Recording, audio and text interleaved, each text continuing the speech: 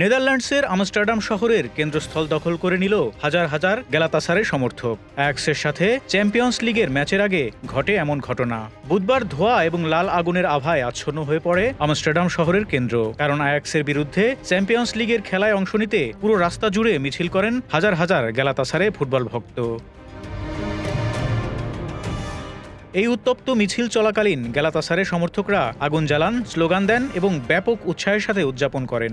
জনশৃঙ্খলা বজায় রাখার জন্য Dam Square, Amsterdam Central Station এবং জোহান ক্রুইভ এরিনা সহ শহরের গুরুত্বপূর্ণ এলাকাগুলিতে বিশাল পুলিশ মোতায়েন করা হয়। স্থানীয় সংবাদ মাধ্যমের তথ্য অনুযায়ী ৮ জন তুর্কি সমর্থককে আটক করা হয়েছে এবং উভয় পক্ষের সমর্থকদের মধ্যে একটি সংক্ষিপ্ত সংঘর্ষও শুরু হয়। তবে পুলিশ জানায় সংঘর্ষের পরে আর কাউকে গ্রেপ্তার করা হয়নি। জানা গেছে, ম্যাচের আগে ডাচ নিরাপত্তা বাহিনী এবং বিচার মন্ত্রণালয় দেশের রাজধানীর বিভিন্ন এলাকা যেমন ড্যাম স্কয়ার এবং আমস্টারডাম সেন্ট্রাল স্টেশন এলাকায় সতর্কতা জারি করে।